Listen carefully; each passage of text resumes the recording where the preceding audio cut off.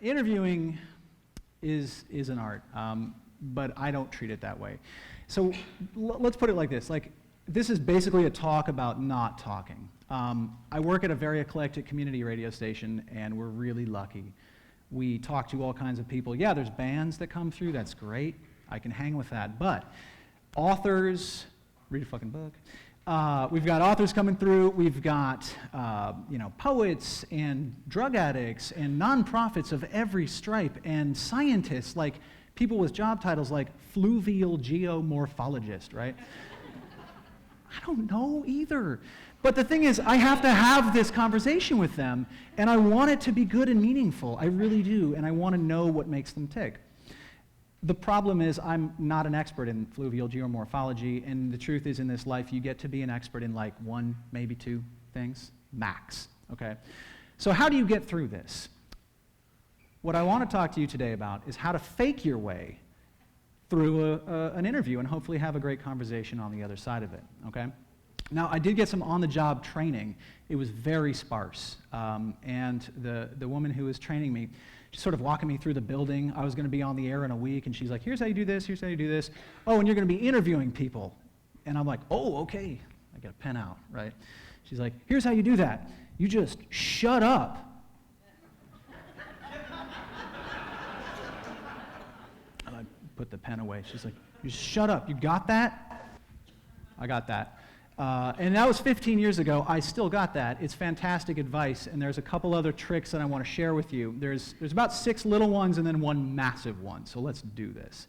Here's how you interview almost anyone. Trick number 1, do some prep. Come on. Don't be that guy who is like, I'm just going to wing it, man. And I'm looking at podcasters mostly for this. There's this scourge of people who think that they can sit down and hold their own, and they can't. Nobody is that good.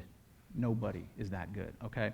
And secondly, it's a little arrogant and vain to think that you are, so show your guest, it's true, show your guest the basic dignity of a Google search. It's not hard.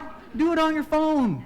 I don't care when you do it, just do it. Okay, so number 2, you are going to be doing some prep. I suggest, since that author is coming in and you may not have read the whole book, or like maybe even half of it, they're going to need you to know about it. So what you do is you find interviews they already did, and somebody else can do the work for you. Now, I'm not saying steal their questions, because that's wrong, but I am saying you can use the answers that they gave earlier as your jumping off point. Okay, we call this the Terry Gross move. You guys know who Terry Gross is? Okay, she's fantastic. And she said this was a stealable move. I was in the room. She said you can have it, okay? So what that looks like when you're basically following up on somebody else's question. So if that person is on NPR, and that person says, well, my workflow goes like this. I wake up at 7:05, then I do hot yoga, then I'm in the office by 9. You can use that answer and you can pick it apart, and you can say, 7:05? It's like, a normal person sets an alarm for 7:05.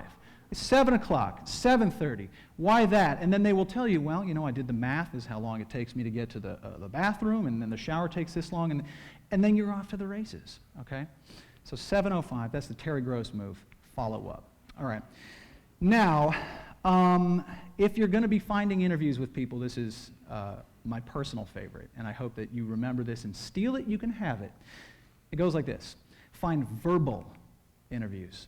When you read in Rolling Stone or some blog an interview, the odds are very high that that interview was done over email. So they're thinking their answers out. It's all calculated. It's tactical. You don't want that. You want the verbal things, where you get the social cues and the intangibles that they're going to bring to you, like a normal human in a normal human conversation, where you know if they're nervous and you can help them. If you know that they're going to be nervous, you can see it and you can predict it, okay? So another thing they'll telegraph to you in these other interviews that you're listening to, do they speak too fast? Are they walled off? Do they have a stutter, a lisp? Like, you want to know all this going in. So find verbal interviews. Now the sidebar to that, this is a great thing. As an interviewer, you really, really want to hear these words. How did you even know that? That's what you want to hear. And if you can find these sort of small-time interviews, these verbal interviews that they've done, right? If you're going on NBC in the morning, you are going to stay up all night practicing. But if you were going on a high school radio station in Tuscaloosa, Alabama, you were going to phone it in from your car on your way to pick up your kids, right? You're going to forget everything you said on that interview. So those are the ones you want to find, the little tiny ones where the stakes are very low and they're very casual. Because all these tips that I'm trying to give you set a stage for a person to be casual, comfortable, and human. So find the little ones, because when you bring up the thing that they forgot they told the high school DJ in Tuscaloosa, Alabama, they will tell you, how did you even know that? And then they loosen up even more because things are going good. First 3 tips, that's all beforehand. Second 3 tips are going to be during the interview. Number 1, I hate to even say it, but icebreakers, they totally work. Your summer camp counselor was right, okay? And the trick that you want to do is when you are breaking the ice with somebody you don't know, especially when they're way out of your league, is make it relevant, camouflage it. So if you're talking to a fluvial geomorphologist, and I have, she was awesome, it's great. You can ask things like, what was your major in college? It's relevant, but not really. It's an icebreaker. And then I go, oh yeah, you know, I went into college as a poetry major, but then I switched to geology. What? Like, how do you connect that? And you ask her that, and she will connect poetry to geology, and it's beautiful, okay? So don't fear the icebreaker. It'll work for you. Last 2 little things before we get to the big one. Number 1 is listen, which is harder and harder and harder. Everything in this world is trying to shorten your attention span, and everything is winning at that. Everything is winning. And if you're not listening to me right now, I feel you. But try to focus in, and don't do these corny things of like trying to think of your next question while they're still talking. Listen completely and be there, be present. Don't try to get a joke in, and certainly do not step on their answer. Give them the time, okay? So you want to listen, and you can only listen if you, last one, shut up. She was right. It comes back to shutting up and giving them some breathing room so that they can say their piece at a tempo they're cool with. And there's a fun sidebar to the shut up thing, which is this. Dead air chicken. Does that make sense just right off the bat? No? Okay, so dead air chicken works like this.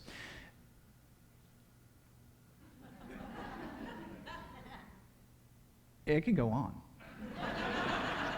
And I will win.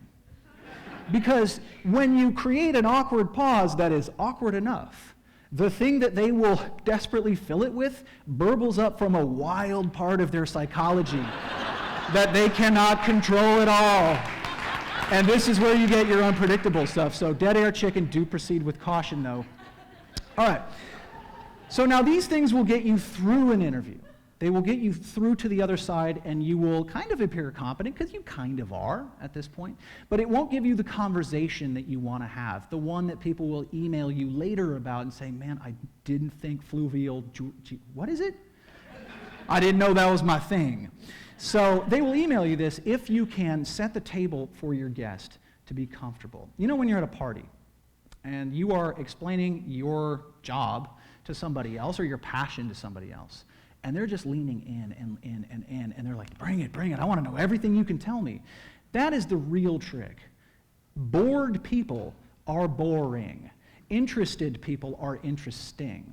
So what I'm trying to tell you is be interested in everything possible, right?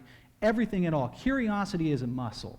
And I'm not the most curious person by any stretch, but I have found that the ROI on curiosity, man, that pays for itself.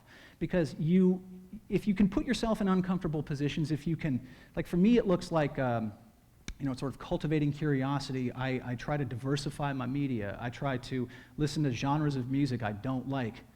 Free jazz. What the hell, free jazz? I want to know what people see in free jazz. I don't get it, but I listen to it sometimes, and it's sort of rewarding. But it gives me practice at being uncomfortable with things I don't know about.